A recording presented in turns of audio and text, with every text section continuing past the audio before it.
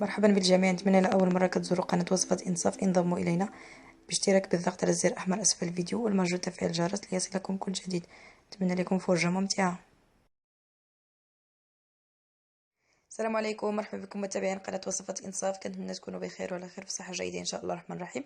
اليوم عندي لكم اقتراحين. الاقتراح الأول طريقة تحضير مرق الدجاج مخضر بالخرشوف والزيتون البلدي، والاقتراح الثاني عبارة عن عصير سهل منعش ولذيذ جدا، ولكن مع الأسف ضيعت المقطع الأول من الفيديو اللي فيه لائحة المقادير، ولكن غنخليكم مع لائحة المقادير مكتوبة، وغادي نعاود لكم مقادير بالصوت.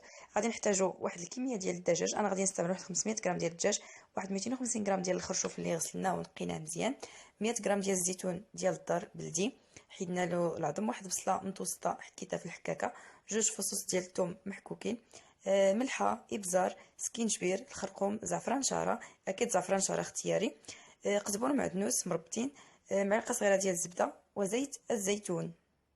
هادو هما المقادير اللي غادي نحتاجو. اما بالنسبه للمقادير اللي غنحتاجو في العصير فهما موجودين في بقيه الفيديو. نتمنى لكم تتبعوا معايا الفيديو وكنعطي.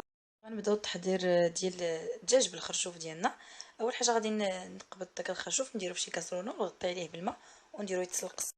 بعد ما درت الخرشوف يتسلق، دابا غادي ندوز باش نشرم لهاد الدجاجه اللي غندير ليها العطريه ديال شويه الخرقوم، شويه سكينجبير، شويه البزر الابيض، وشويه ديال الزعفران الحر والملحه، وجوج دروس ديال الثومه ولا ثلاثه محكوكين، شويه ديال زيت الزيتون، وغنضيف شويه ديال الماء وغنعصر عليها نص حامضه، نعصرها مزيان على هاد الشرموله. غنزول هادوك العظام ونخلط كلشي غير بيدي مزيان، وغادي نجيب الدجاجه باش نبدا نشرملها في هاد الشرموله، نغطيها في هاد العطريه مزيان باش كيف كنعرفوا ان الدجاج كيكون شويه مسفر، ضروري نديروا ليه العطريه والثومه باش تيجي شرب البنه وتختفي ديك الريحه. نخليوه في هاد الشرموله واحد 15 حتى 20 دقيقه، وندوزو نوريكم طريقتي كيفاش كنظف الخرشوف او كيفاش كنقي الخرشوف. هذا هو الخرشوف بالنسبه اللي ما كيعرفوش، تيكون هكا عصيان طوال، او وتنقبط الموس نقسمو، تنبدا نقسم الاطراف ديالو وتنجر الخيوط اللي فيه كاملين، ولا تيكون فيه الخيوط كتار، وتنبدا نحيد دوك الخيوط من الجوانب من الوسط ومن الاسفل ديالو حتى تنزول دوك الخيوط كاملين.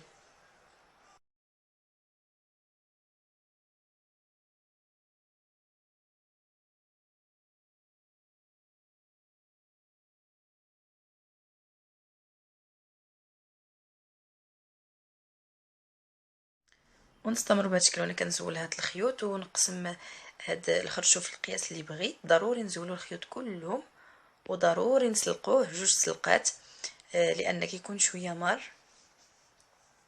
وتنزولوا داك الماء ديالو نسلقوه المره الاولى واحد 15 دقيقه، نزولوا الماء ديالو من بعد نسلقوه المره الثانيه حتى نحسوا به بدا كيطيب عاد. وهذا هو الشكل ديال الخرشوف ديالنا بعد ما نقيناه. ندير الطنجره فوق النار تسخن شويه، ونضيف عليها واحد 3 المعالق كبار حتى 4 ديال زيت الزيتون، واحد المعلقه صغيره ديال الزبده، خليهم يذوبوا شويه، وغادي نضيف عليها البصله محكوكه، عندي بصله متوسطه الحجم محكوكه او مبشوره، ونخلي هاد البصله تذوب شويه وتحمر. عاد غادي نضيف عليها الدجاج. الخرشوف بدا كيتسلق السلقه الاولى، وغادي نضيف حتى الزيتون حتى هو يتسلق باش تحيد منه الملوحه الزائده. والبصله بعد ما تحمرت شويه ونزلات غادي نضيف عليها الدجاج. بعد ما نحركها نضيف عليها الدجاج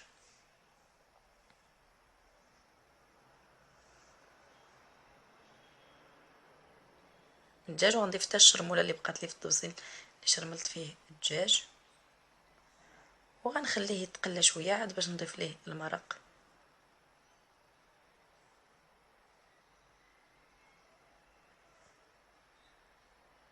بعد ما خليت الدجاج ديالي يتقلى شويه غادي نقلبو، وغادي نضيف عليه واحد الربطه ديال القزبر ومعدنوس او غير القزبر بوحدو اللي تفضلوه، وغادي نضيف المرق. دائما المرق نضيفوه في الجنب ديال الطنجره، ونخليو هاد الدجاج يطيب شويه، ونخليو كذلك الخرجوف بعد ما سلقته 2 سلقات تقريبا راه طايب، والزيتون تا هو مسلوق. غادي نضيفو على هاد الدجاج اللي خليته كيطيب شويه، راه دخلو شويه الطياب هاد الدجاج. من بعد غادي نضيف عليه هاد الخرشوف. غادي نخلي هاد الدجاج يزيد شويه ديال الطياب، واحد 10 دقائق. وغادي نزولو، انا غادي نحمرو، اللي بغى يخليه بهاد الطريقه يخليه غير في المرقه، انا كنفضل انني نحمرو.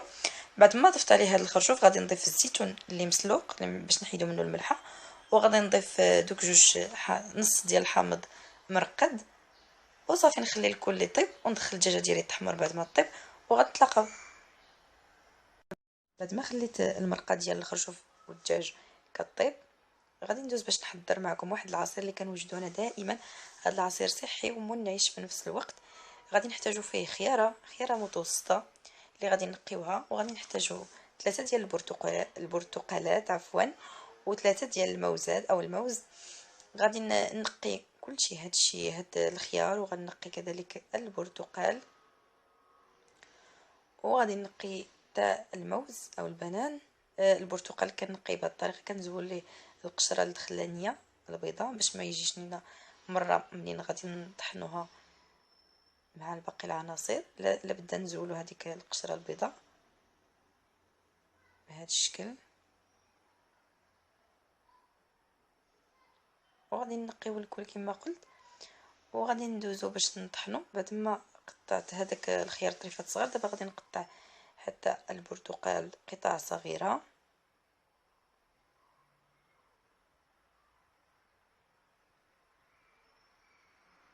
غادي ندير الكل في الخلاط، وغادي نضيف عليهم تقريبا لتر ديال الماء، وغادي نطحن. من بعد نطحنو مزيان، وغادي نصفيه، وغادي نخليه يبرد مزيان في الثلاجه ونقدموه بصح. هذا هو الشكل النهائي للطبق ديالنا نهار اليوم.